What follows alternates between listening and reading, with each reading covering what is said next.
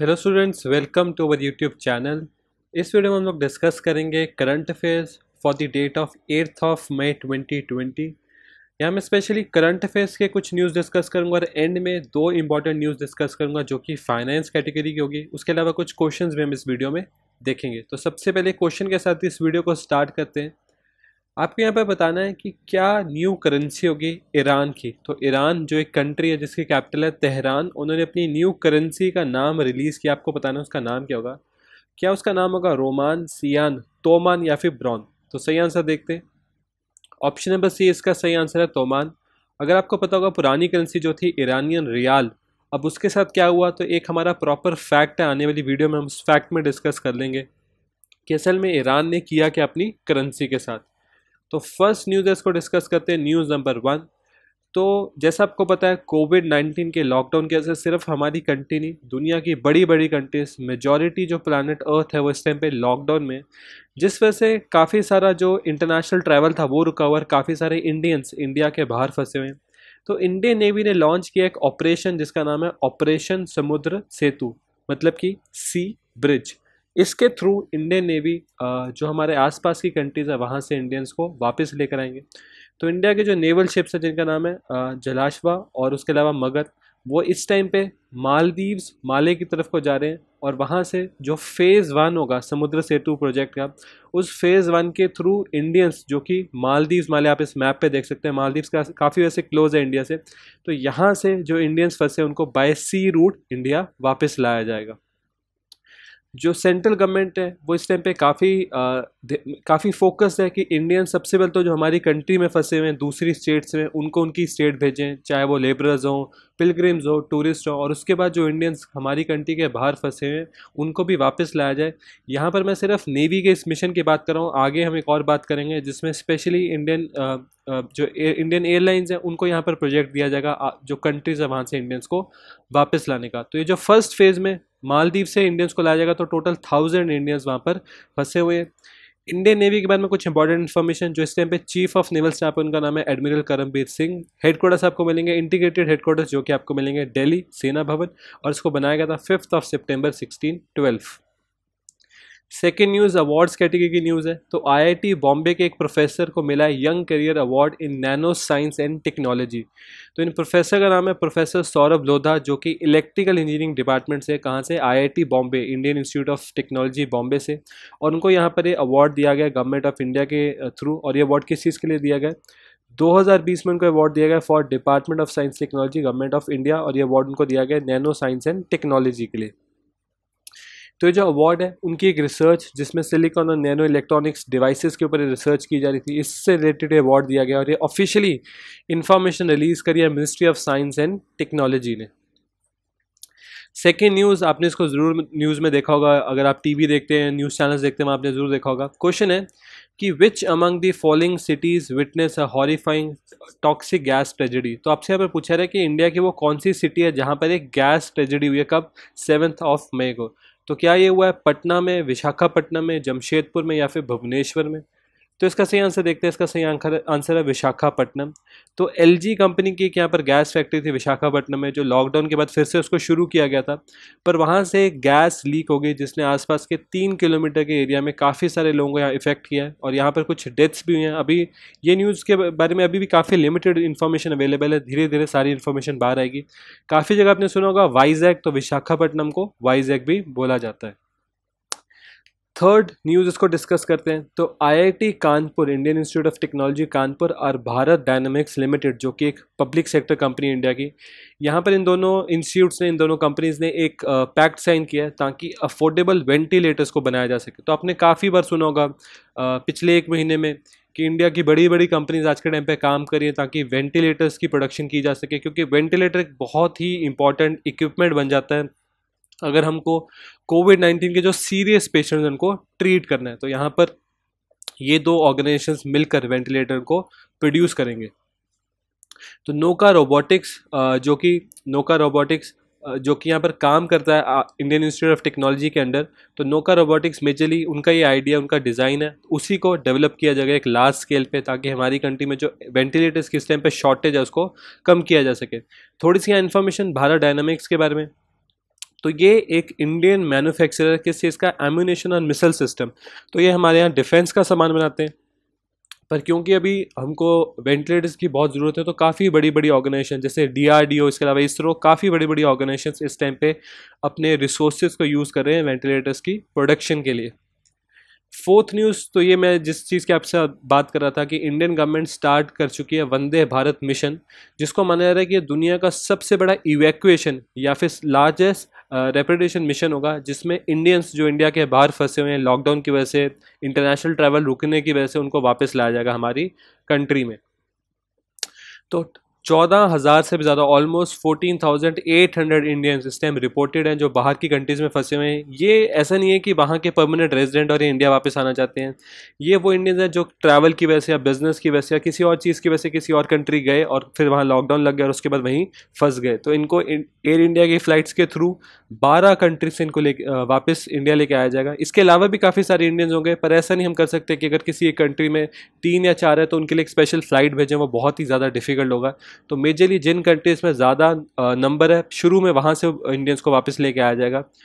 यहाँ पर एक और चीज़ एयर इंडिया शुरू करने जा रही है कि अगर कुछ कंडीशंस के अंदर आपको लंदन, सिंगापुर या US में कुछ जगह अगर आपको जाना है तो वहाँ के लिए भी आप यहाँ पर रजिस्टर कर सकते हैं और आपसे कुछ यहाँ पर किराया लिया जाएगा और एयर इंडिया की फ़्लाइट्स के थ्रू आप यहाँ पर जा सकते हैं। थर्ड न्यूज़, तो ये एक स्टैटिक अफेयर्स का क्वेश्चन है, आपको ये बताना है कि what is the full form of FATF। आपको बताना है FATF की फुल फॉर्म क्या है। काफ़ी फेमस ऑर्गेनाइजेशन है। क्या इसकी फुल फॉर्म है? Financially active task force, foreign and tactical finance, foreign advisory task force या फिर फाइनेंशियल एक्शन टास्क फोर्स। तो इसका सही आंसर देखते हैं।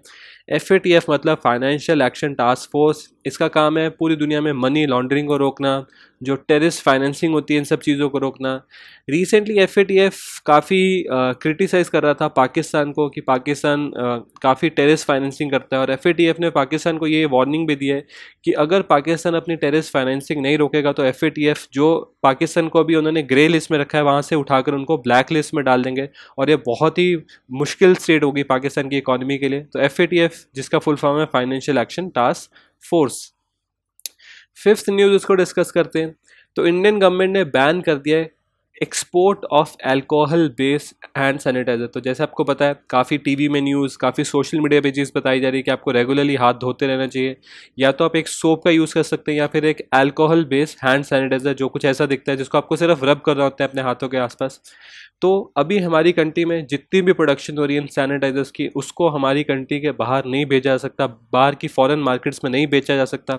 ऐसा गवर्नमेंट ऑफ इंडिया ने क्यों बैन लगाया? क्योंकि हमारी कंट्री में एक बहुत बड़ी डिमांड उठ गई है सैनिटाइजर्स की। आज के टाइम पे सबको ऐसा है कि उनके पास सैनिटाइजर्स होने चाहिए, इसीलिए जो इसकी बाहर हमारी कंट्री के बाहर इसको जो भेजते हैं उसको रोक दिया है। ये ऑर्डर आया था DGFT जो कि है director general of foreign trade, उन्होंने एक ऑफिशियल नोटिफिकेशन निकाली थी जिसके थ्रू उन्होंने ये चीज़ बताई थी। हमको ये पता होना चाहिए कि director general of foreign trade ये एक एजेंसी है जो काम करती है मिनिस्ट्री ऑफ कॉमर्स और इंडस्ट्री के अंदर, और ये रिस्पॉन्सिबल है उन लॉज को, उन रेगुलेशंस को बनाने के लिए जो हमारी कंट्री का जो फॉरेन ट्रेड होता है बाकी कंट्रीज़ के साथ उसमें लागू होती है। 6 न्यूज़ इसको डिस्कस कर लेते हैं।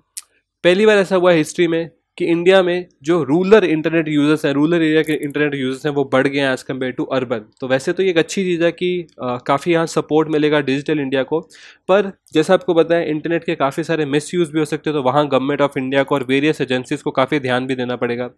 तो इंडिया में स्पेशली लॉकडाउन के टाइम पे जो इंटरनेट की यूजेज है वो काफ़ी बढ़ गई। आपने देखा होगा कंपनीज़, एजुकेशन इंस्टीट्यूट सारे आज के टाइम पे ऑनलाइन क्लासेज और ऑनलाइन मीटिंग्स अपनी रख रहे हैं।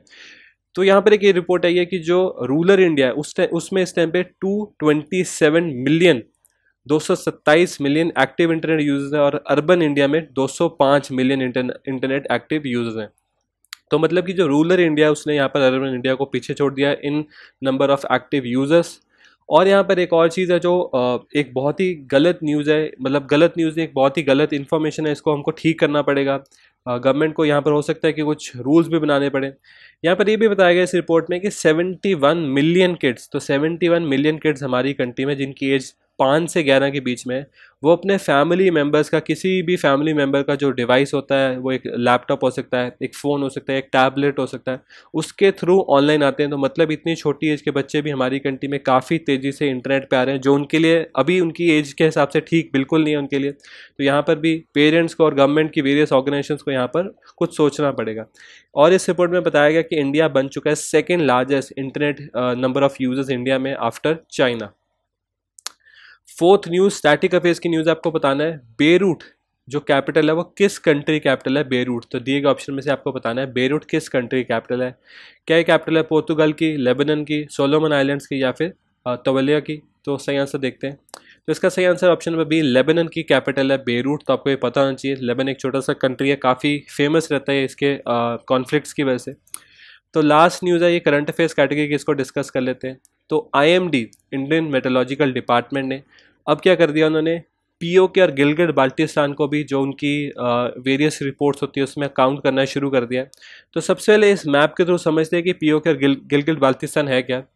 तो वैसे देखिए इस मैप पे आपको यहाँ दिखाया हुआ कि जम्मू कश्मीर सिर्फ इस रेड एरिया में है और यहाँ पर अलग अलग नाम लिखे हुए हैं, पर आपको पता होना चाहिए जो एक करेक्ट मैप है, बिल्कुल जो सही मैप हम लोग और इंटरनेशनल लेवल पे यूज़ किया जाता है, वो असल में यही मैप है जिसमें पूरा एंड टू एंड बॉर्डर, ये सारा एरिया जहाँ मैं अपना माउस का कर्सर घुमा रहा हूँ, सारा एरिया जम्मू एंड कश्मीर है। पर आपको ये भी एक रियलिटी है कि जम्मू एंड कश्मीर जो इंडिया का, अब तो वैसे Jammu and Kashmir union territory और लद्दाख यूनियन टेरिटरी बन गया है, वहाँ पर काफ़ी इलीगल ऑक्यूपेशन है। जैसे ये जो आप देख सकते हैं ग्रीन में और येलो में, यहाँ पर पाकिस्तान ने इलीगली ऑक्यूपाई किया हुआ है, जिस पूरे एरिया को हम बोलते हैं पीओके, पाकिस्तानी ऑक्यूपाइड कश्मीर। और ये जो यहाँ पर आपको सिल्वर कलर में दिख रहा है और ब्राउन कलर में दिख रहा है, ये चाइना ने इलीगली ऑक्यूपाई किया हुआ है। तो ये दो कंट्रीज ने, Jammu and Kashmir union territory और लद्दाख यूनियन टेरिटरी में इलीगल इनकी ऑक्यूपेशन है। तो अब असल में करेगा क्या यहाँ पर आईएमडी, इंडियन मेट्रोलॉजिकल डिपार्टमेंट, उनकी जब भी रिपोर्ट्स आएंगी उसमें वो पीओके और गिलगित बाल्टिस्तान की भी रिपोर्ट निकालेंगे, क्योंकि बाय रूल ऑन पेपर तो असल में इंडिया का पार्ट है, यहाँ पर एक इलीगल ऑक्यूपेशन है। तो ये असल में हमारा करंट अफेयर था। और यहाँ पर एक रीज़न भी है कि ऐसा क्यों किया जा रहा है। रिसेंटली कुछ टाइम पहले जो पाकिस्तान के गवर्नमेंट है, उन्होंने एक प्रपोजल रखा था कि वो गिलगित बाल्टिस्तान में इलेक्शंस कराना चाहते हैं। तो इंडियन गवर्नमेंट ने यहाँ पर उनको साफ कर दिया कि ये आपकी एक इलीगल ऑक्यूपेशन है। सबसे पहले तो आपको यहाँ से ये जो पूरा एरिया इसको छोड़ के वापस अपनी कंट्री चले जाना चाहिए। और उसके बाद इंडिया की जो वेरियस ऑर्गेनाइजेशन है उनके अपने अपने रिएक्शन है, और आईएमडी ने यहाँ पर इस तरह से रिएक्ट किया है। तो अब हम डिस्कस कर लेते हैं थोड़ी सी फाइनेंस की न्यूज़ और टर्म्स को। फाइनेंस भी काफ़ी इंपॉर्टेंट है अगर आप एसएससी बैंकिंग किसी भी ऐसे एग्जाम की तैयारी कर रहे हैं। तो न्यूज़ है कि इकोनॉमिक अफेयर्स सेक्रेटरी, इनका नाम है तरुण बजाज, उनको अपॉइंट कर दिया गया है as a director on RBI central board. तो बहुत ही बड़ी पोस्ट है आरबीआई सेंट्रल बोर्ड के एक डायरेक्टर बनना। तो economic affairs secretary Tarun Bajaj को central board of reserve bank of India पे अपॉइंट कर दिया गया, और वो यहाँ रिप्लेस करेंगे। उनसे पहले इस पोस्ट पे कौन थे? अतुल चक्रवर्ती, जो कि रिटायर हो गए 30 अप्रैल को। तो सेंट्रल गवर्नमेंट ने यहाँ तरुण बजाज को नॉमिनेट किया है secretary department of economic affairs, ministry of finance. जो उनकी नॉमिनेशन है वो 5 मई से एक्टिव हो जाएगी। नेक्स्ट सेकंड न्यूज़, तो ये जो हमने बिल्कुल शुरू में डिस्कस किया था ईरान की करेंसी के बारे में। तो अब हम समझते हैं असल में ईरान ने किया क्या है। तो ईरान की पार्लियामेंट ने असल में एक बिल पास किया जिनके थ्रू वो अपनी जो करेंसी है उसमें से 4 ज़ीरोज़ को निकाल देंगे। इसका मतलब क्या है? तो मान लीजिए अगर हम यहाँ पर इंडियन करेंसी के हिसाब से हम लिखने की कोशिश करें 10,000, तो 10,000 में कितने 4 ज़ीरो आ गए। तो ईरान में क्या था, ईरान की बेसिक करेंसी है रियाल, पर रियाल की वैल्यू इतनी ज़्यादा गिर गई थी क्योंकि यूएस की सैंक्शन ले लें या ईरान की इकॉनमी में जो प्रॉब्लम है उसकी वजह से, कि वहाँ पर छोटी छोटी चीज़ों की, जो छोटी छोटी आइटम्स है, डेली आइटम्स है, उनकी वैल्यू बहुत ज़्यादा बढ़ गई थी। जैसे अगर आप ब्रेड लेने जाएँ तो हो सकता है आपको ब्रेड 20,000 रियाल्स की मिले। तो उन लोगों ने क्या किया, उन लोगों ने 4 ज़ीरो तक जो अमाउंट होती है, जैसे 10,000 रियाल को उन्होंने एक टोमान बोलना शुरू कर दिया। और वहाँ पर ज़्यादा यूजेस टोमान की शुरू होगी। उन्होंने रियाल, क्योंकि उनको भी पता है कि कोई 20-30 हज़ार रुपये में अगर एक छोटी सी चीज़ लेने जाएगा तो काफ़ी मुश्किल हो जाएगा कैलकुलेट करना। तो उन्होंने खुद से मान लिया कि 10,000 जो रियाल है वो असल में एक टोमान है। तो अब इसको ऑफिशियली वहाँ की पार्लियामेंट ने भी एक जो लॉ था इसको पास कर दिया है। अब वो क्या करेंगे, जो रियाल है उसको ख़त्म कर देंगे और टोमान को ही अपनी ऑफिशियल करेंसी भी बना लेंगे, और जो 4 ज़ीरो हैं वो भी निकाल देंगे। अब टोमान मतलब कि 10,000 रियाल इक्वल्स टू एक टोमान, और एक टोमान ही अब उनकी ऑफिशियल करेंसी है, मतलब टोमान ही उनकी ऑफिशियल करेंसी होगी। तो ये मैंने आपको समझाने की कोशिश करी असल में उन्होंने क्या किया है। ईरान की करेंसी जो अब तक ईरानियन रियाल थी, अब यहाँ पर ईरानियन टोमान हो जाएगा। कैपिटल तेहरान, और उनके प्रेसिडेंट का नाम है हसन रूहानी। लास्ट चीज़ इस वीडियो की financial terms, current account deficit. तो करंट अकाउंट डेफिसिट जब एक कंट्री की वेरियस गवर्नमेंट्स और उनके जो वेरियस बिजनेस है वो इंपोर्ट ज़्यादा करें और एक्सपोर्ट कम करें तो वो करंट अकाउंट डेफिसिट में आ जाते हैं। सेकंड चीज़ एफडीआई, तो आपको पता है फॉरेन डायरेक्ट इन्वेस्टमेंट। तो मेजरली आपकी कंपनीज़ में, गवर्नमेंट के वेरियस प्रोजेक्ट्स में जब बाहर से जो पैसा आता है उसको हम फॉरेन डायरेक्ट इन्वेस्टमेंट बोलते हैं। इसमें और काफ़ी सारी चीज़ें होती हैं, ओनरशिप, स्टॉक्स, वो हम उसको भी डिस्कस नहीं करेंगे।